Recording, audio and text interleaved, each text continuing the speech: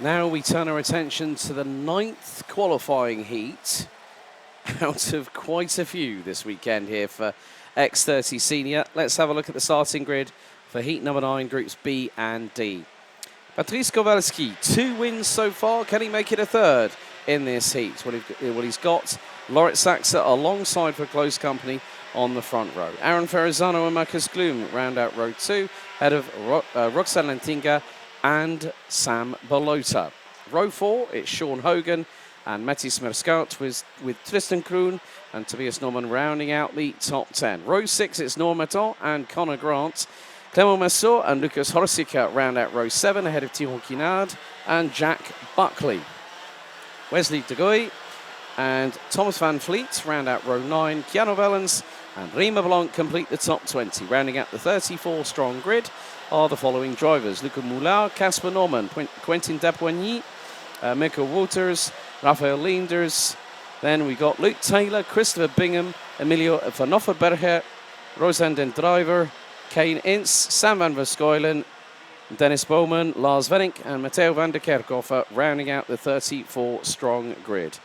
10 minutes plus an additional lap, and this one, Simon Merguet, brings us to a well-needed lunch break for everybody involved here today, because it is set to get even hotter this afternoon when it comes to the air temperature. Et on attend forcément pour les pilotes après un lunch break, une petite pause de midi, et elle sera la bienvenue notamment pour boire un coup, parce qu'il fait très très chaud ici et ça fera évidemment du bien pour toutes les équipes qui sont présentes ici sur le karting Genk pour vous faire vivre et pour organiser aussi cette troisième manche de la Yamé Series Benelux. Vous l'avez vécu il y a quelques instants, la grille de départ de cette dernière course de la matinée ici sur le karting Genk, avec Patrice Kowalski qui s'élancera en pole position devant Lorit Saxe. Ce sont les deux pilotes qui s'élanceront depuis la première ligne, et vous l'avez peut-être entendu tout à l'heure, Patrice Kowalski qui ne veut pas de cette étiquette de pilote rookie. Il s'en fout de ce statut, il vise la première place, voilà qui est dit, et vous connaissez désormais les ambitions du pilote belge qui s'élance donc en pole position ici. Le départ avec vous, Alex. Thank you very much, Simon. As we get set and under starters orders for Heat 9 for X30 Senior for round 3 of the Yamé Series Benelux 2024. Into the tram lines, revs rise, lights are out first time. Kowalski gets the right start, so does Ferrazzano, as they are 1-2 going into turn number 1. One of the KCR racing carts deciding to go round the outside at turns 1 and 2. That driver makes it through to around about 4th position, but Kowalski gets the absolute textbook launch off the start and is clear and away by about 8 kart lengths ahead of Aaron Ferrazzano, who's got the likes of a few other drivers, including Denmark's Lorit Saxe. They all filter through. They were nearly 3 wide coming through turn 7, and everyone has still gotten through.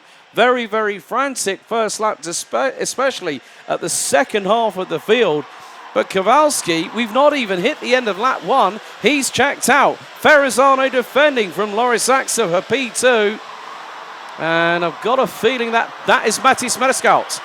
Matthijs Merscout is now battling for his 4th, now battling for 2nd, behind Lorit Saxe, behind Aaron Ferrazzano. This has really kicked off, and then you can also see the fact that Marcus Gloom is there, Sam Balota, Noah Maton. An attempt from Marcus Gloom. That opens the door for Sam Balota with a 290 from Dream Racing, waiting for his opportunity to get through. Did not decide to force the issue through turn 5 or turn 6.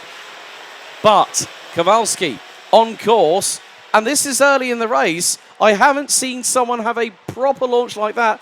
And he did a Sebastian Vettel like his days in Red Bull. He was 1.5 seconds ahead of Aaron Ferrazzano after the opening lap. That's ridiculous. Ouais, le grand écart déjà, gros écart creusé par Patrice Kowalski depuis le début de cette course. 1 seconde 5 d'avance pour le poleman qui a réalisé un superbe chrono déjà dans le premier tour. 56 370, c'est le pilote le plus rapide, il a la voie libre. Derrière Aaron Ferrazzano, c'est quelque peu détaché en deuxième position. Mathis Mescout en troisième place. Et derrière, vous l'avez vu, grosse bagarre avec notamment Loritz Sachs, Sam Balota, Marcus Glum, Noah Maton également. Noah Maton qui n'a pas vécu la meilleure des qualifications. Il disait avoir un peu de mal hier avec les pneus neufs, mais il était plutôt optimiste pour la suite du week-end, car il disait avec des pneus un peu plus usés, eh bien le rythme est là. Et bien là, il est en train de remonter. Il était en 7e position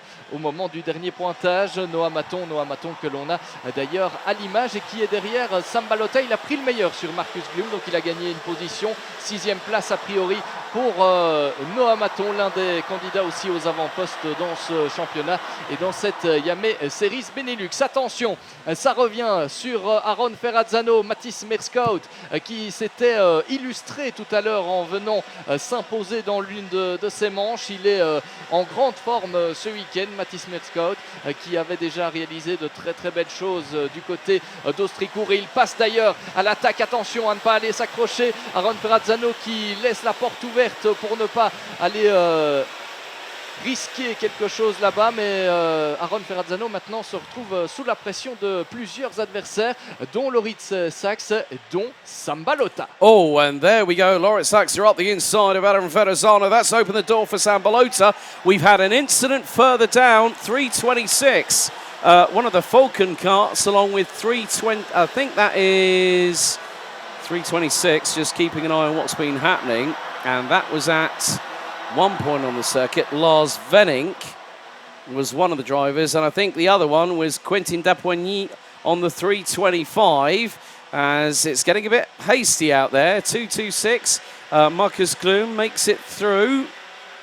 And again, side, but oh, that's not what you want at turn 4, and backwards, kicking a wheel into the right rear wheel, off onto the dirt on the exit of turn 4. That was Tristan Kroon at high velocity, at least 80 to 85 kph backwards, and was lucky to not hit anything. Ouais, vous l'avez vu, un spectaculaire accrochage avec Tristan Kroon qui s'est fait balancer, on peut le dire, yes, dans l'herbe là au niveau de la remontée du circuit. C'est évidemment du temps de perdu pour le pilote néerlandais qui était en 8e position à ce moment-là. Alors revenons un petit peu sur ce qui se passe en tête de la course avec Sam Balota qui va tenter de passer devant Aaron Ferrazzano. Il est juste derrière l'Anversois, leader du championnat, on le rappelle, et qui passe à l'attaque à présent. Voilà le dépassement de Sam Balota qui continue de faire preuve de régularité dans ses manches qualificatives. Il n'a jamais été en mesure de s'imposer depuis le début du week-end, mais il est toujours aux avant-postes dans le top 5. I think Tristan Kroon just had what we would describe in the United Kingdom as a Code Brown moment, so he's going to have to check his underwear after this race, because that was a very, very scary moment. But Sam Balota doing exactly what he needs to do. He does not necessarily need to win races, but he needs to be in the top 3, top 5. And it was a clean move he did there on Aaron Ferrazzano for P4. But well, you know what we saw with Mathis Merskout when he won a heat earlier on, and that was senior D versus E, so that would have been heat 5. He closed on in and caught and then passed the race leader. Now, between Patrice Kowalski and Mathis Merskout, there is a 1.3 second advantage. However, Merskout is over 2.5 tenths of a second quicker over Patrice Kowalski over the previous lap, and has gone and set a personal best in Sector 1. But the gaggle we've got going through into turn 7, that's a bit gnarly. That's a bit close for comfort. Wheel to wheel, side by side. At least they thought discretion was the better part of valour. Don't go 3 wide into there, because as I said earlier this weekend, one will end up on the grass through the inside of turn 7, and someone will end up in the barriers going into turn 7 itself. But Kowalski is still leading the way. 3.5 minutes to go, plus an additional lap.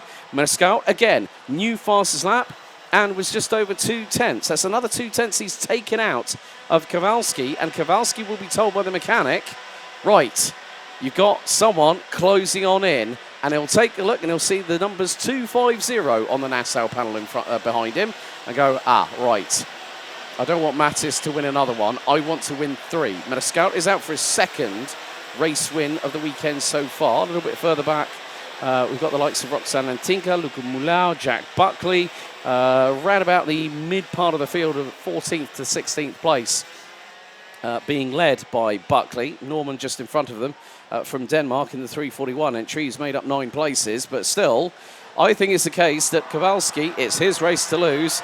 Merscout's just got to go for it.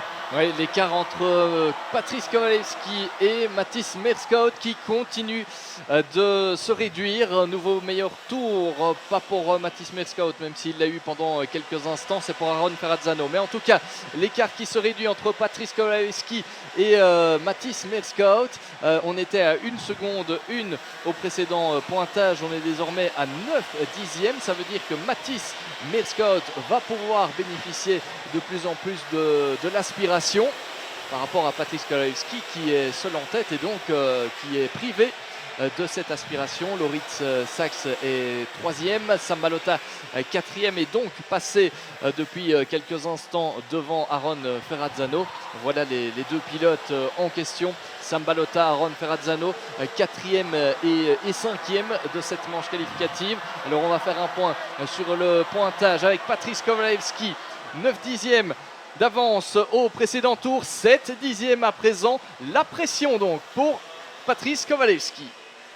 Mathis Merscout now within 7.5 tenths of a second, as more drivers battling up and down the order, including Roxanne Lantinka, Casper Norman and Luca Mulau, who round out the top 14 drivers.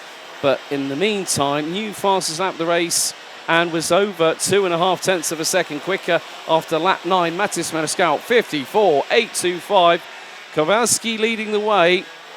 Last time did a personal best 55.088 as we head into the final 60 seconds plus an additional lap. Sambalota having to fend off the advances of Euro Karting's Aaron Ferrazzano in the 2:58. We now go on to the penultimate lap of this 9th heat for X30 Senior. Groups B versus D. Mathis Merscout now just over half a second away. And he needs to be within 2 tenths by the end of this next lap to have an opportunity to get through and get past race leader Patrice Kowalski. Kowalski has been leading comfortably at the sharp end of the field pretty much for the majority of this race. But it's dependent on how hungry and how much Mathis Merscout wants this race win, because that will put them on 2 race wins apiece. The timer counts down 3, 2, 1. That's it. Time's up. And our race leaders now coming out of turn number 11. And Merscout has got in his crosshairs Patrice Kowalski as we go on to the final lap. What's the distance? 3.5 tenths. A gallant effort from Mathis Merscout. It could come down to the wire. It could be a very close finish, and Merscout really has got great grip, great traction on the 250. And now into turn 6 for the final time. Merscout swings it wide to carry the momentum through, and that's a great run down the Europolon, and Kowalski starts defending into turn 7 for the final time. It could be a photo finish coming out of turn number 12 here in this 9th qualifying heat for Senior X30. Now out of turn 9. Look over the right shoulder by the 244. Merscout sizing things up, now winding up the momentum out of turn 11. What's going to be the case as now we come out of the final corner? Merscout is going to go for it. He's gone round the outside. Who's going to win? It's Kowalski. Kowalski by 35 thousandths of a second. Mathis Merscout nearly broke the winning streak of the 244. The rookie, who after 2 out of 5 rounds after Marienburg and Ostricourt, is currently 6th and is the highest placed rookie in this championship. What a photo finish. Merscout was going to go for it after turn 7. It looked like it was going to happen, but Patrice Kowalski takes a 3rd win in a row in qualifying heats here for Heat 9 B versus D. Ahead of Mathis Merscout, the closest finish so far this weekend 35,000 separating first and second. It was a run and a photo finish at the line. Loris Zaxa takes third ahead of current points leader from Dream Racing, Sam Balota. Aaron Ferrazana, Noah Maton, Marcus Gloom, Sean Hogan, Tobias Norman and Connor Grant round out the top 10 ahead of Clément Massot, Roxanne Lantinga, Casper Norman, Mirko Wouters and Kiana Wellens rounding out the top 15. Luca Moulin, Jack Buckley, Thomas Van Vliet, Rima Blanc, Wesley de Goy, Theo van der Kerkhoven, Tyrone Kinard, Rafael Leenders, Emilio van Offerberger, Rosanden Driver, then Luke Taylor, Dennis Bowman, Tristan Kroon, Sam van Verskuilen, Lucas Horsika, Kane Ince, Christopher Bingham and Quentin Dapoigny rounding out the 33 finishers. And unfortunately, with 9 laps to go, we lost the 326 of the Netherlands, Lars Venink.